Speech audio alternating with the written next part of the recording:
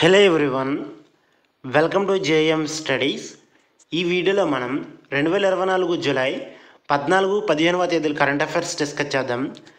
Video start చేసే ముందు అందరికీ ఒక రిక్వెస్ట్ అండి, ఇంకా ఎవరైనా మన ఛానల్ని సబ్స్క్రైబ్ చేయకపోతే దయచేసి అందరూ కూడా సబ్స్క్రైబ్ చేసుకోండి. అలాగే బెల్ ఐకాన్పై క్లిక్ చేయండి. ఇది మీకు పీడిఎఫ్ రూపంలో కావాలంటే కింద డిస్క్రిప్షన్లో టెలిగ్రామ్ లింక్ ప్రొవైడ్ చేస్తాను, అందులోకి వెళ్ళి డౌన్లోడ్ చేసుకోండి. ఓకే, ఫస్ట్ వన్ చూద్దాం. వరల్డ్ ఛాంపియన్షిప్ ఆఫ్ లెజెండ్స్ 2024లో ఏ దేశం విజయం సాధించింది? కరెక్ట్ ఆన్సర్ భారతదేశం.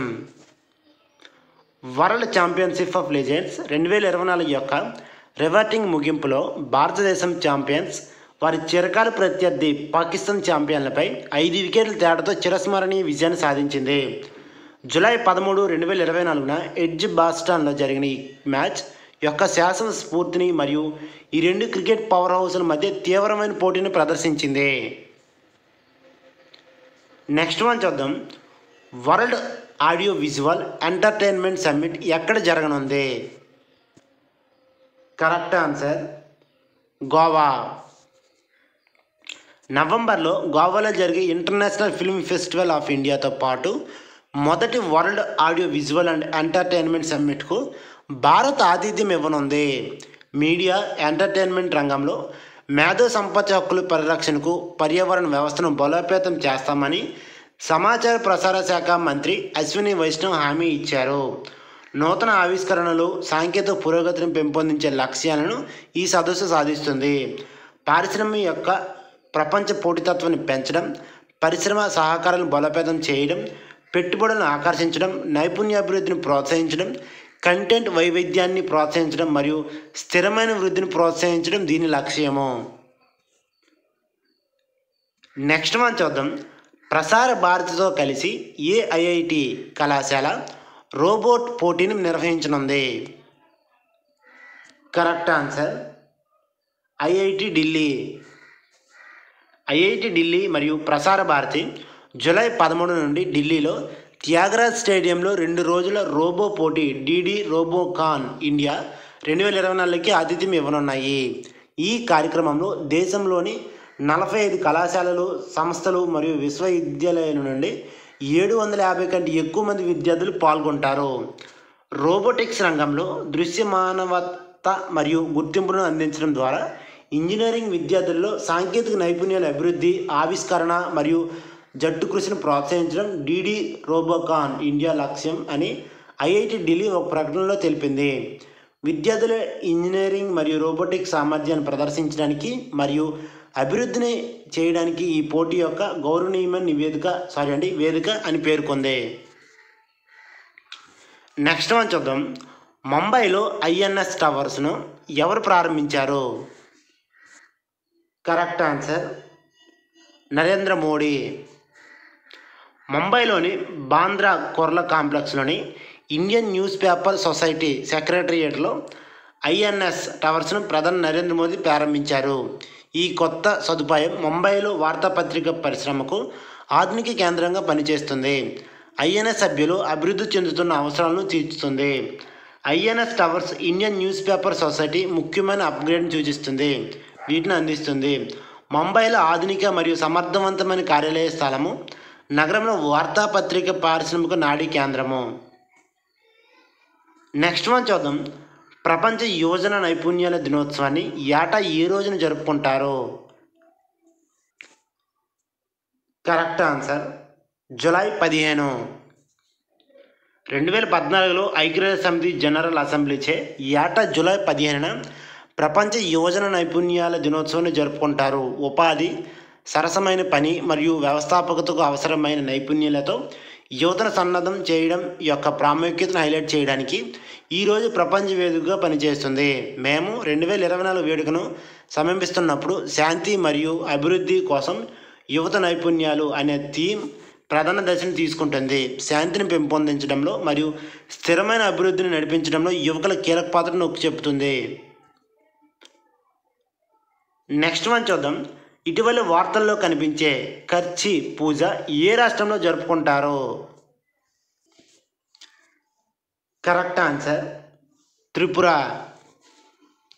త్రిపురలో జూలై ఆగస్టులో అమావాస్య 8వ రోజున జరుపుకునే కీలక పండుగ అయిన కచ్చి పూజకు భారత ప్రధాని ఇటీవల శుభాకాంక్షలు తెలిపారు. పండుగ అంటే పాపాలను శుభ్రపరచడం అని అర్థం. రాజా పూజారి అంటే 14 దేవతను ఆరాధించడం. పాత అగర్తాలలో చతుర్దశ దేవత ఆలయంలో జరిగే ఈ 7 రోజుల ఉత్సవంలో దేవతల తలలను సైంద్ర నది స్నానం చేసి తిరిగి ఆలయం చేర్చారు. నెక్స్ట్ వన్ చూద్దాం. ఇటీవల వార్తల్లో చూసిన మంజీరా వన్యప్రాణుల అభయారణ్యం ఏ రాష్ట్రంలో ఉంది? Correct answer Telangana. తెలంగాణలోని మంజీరా వన్యప్రాణుల అభయారణ్యం రాష్ట్రంలోని మొట్టమొదటి రామ్సర్ సైట్గా అవతరించేందుకు అధ్యయనం చేయబడుతుంది. మెదక్ జిల్లాలో ఉన్న ఈ మొదటి మొసళ్ళ అభయారణ్యం మరియు ఇప్పుడు హాని కలిగించే మగ్గర్ మొసలితో సహా 70 పక్షి జాతులను ఆతిథ్యం ఇస్తుంది. మంజీరా నది తర్వాత మానవ నిర్మిత జలాశయం హైదరాబాద్ మరియు సికింద్రాబాద్లకు సాగునీరు మరియు త్రాగునీటికి మద్దతు ఇస్తుంది. దాని 9 ద్వీపాలు చిత్తడి అంచులను కలిగి ఉంటాయి. ఇవి నీటి పక్షులకు కీలకమైన గూడు ప్రదేశాలుగా పనిచేస్తాయి. నెక్స్ట్ వన్ చూద్దాం. ఇటీవలి వన్యప్రాణుల విద్య మరియు సంరక్షణ పెంపొందించడానికి ఏ రాష్ట్రము తన మొదటి బర్డ్ గ్యాలరీని ప్రారంభించింది?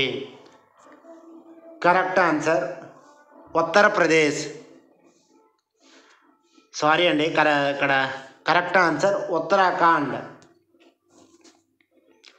ఉత్తరాఖండ్ పార్క్స్ డిపార్ట్మెంట్ డెహ్రాడూన్లో వన్యప్రాణుల విద్య మరియు పరిరక్షణ ప్రయత్నాలను మెరుగుపరచడానికి దాని మొట్టమొదటి పక్షుల గ్యాలరీని ప్రారంభించింది.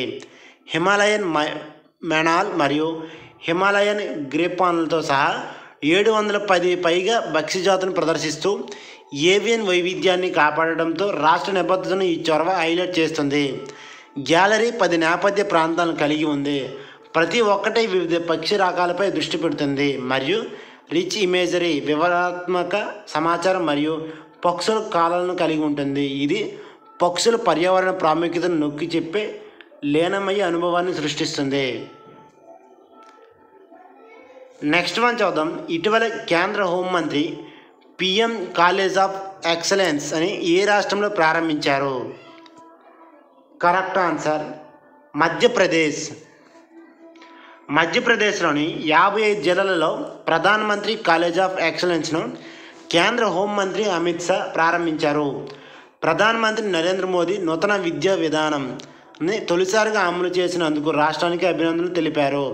2020లో ప్రవేశపెట్టిన నూతన విద్యా విధానాన్ని నొక్కి చెబుతూ 2040 నాటికి భారతదేశం ప్రపంచవ్యాప్తంగా రాణించాలనే ప్రధానమంత్రి నరేంద్ర మోదీ దృష్టిని ఆయన హైలైట్ చేశారు. NEPని అమలు చేసిన మొదటి రాష్ట్రంగా మధ్యప్రదేశ్ని ఇంజనీరింగ్ మరియు వైద్య పాఠశాలను అనుబంధించడంతో దాని చొరవ ప్రశంసించారు. స్థానిక భాష అనేక మంది విద్యార్థులకు సహాయం చేస్తుంది. నెక్స్ట్ వన్ చూద్దాం. ఇటీవల వార్తల్లో చూసిన ప్రాజెక్ట్ 2025 ఏ దేశానికి సంబంధించినది? Correct answer USA. ప్రాజెక్ట్ 2025 సాంప్రదాయిక విధాన ప్రతిపాదనల సముదాయం డొనాల్డ్ ట్రంప్ ప్రత్యర్థుల కేంద్ర బిందువుగా మారింది. దాని సంభావ్య అధికార చిక్కుల గురించి హెచ్చరిస్తుంది. ట్రంప్ తనను తాను దూరం చేసుకున్నప్పటికీ అతని సలహాదారులు చాలామంది పాల్గొంటున్నారు. దాదాపు 900 పేజీల పత్రంలో సాంప్రదాయవాదులతో ప్రభుత్వ స్థానాలను నియమించడం మరియు కార్యనిర్వాహక ఉత్తర్వులను రూపొందించడం వంటి ప్రణాళికలు ఉన్నాయి. ప్రెసిడెంట్ బైడెన్ ప్రచారంతో సహా డెమోక్రాట్లు ట్రంప్ తిరిగి ఎన్నికైనట్లయితే కఠినమైన విధానాలు అమలు చేస్తారని ఇది చూపిస్తుంది. ఈ వీడియో కానీ మీకు నచ్చినట్లయితే దయచేసి అందరూ కూడా లైక్ చేయండి. అలాగే మీ ఫ్రెండ్స్కి కూడా షేర్ చేయండి.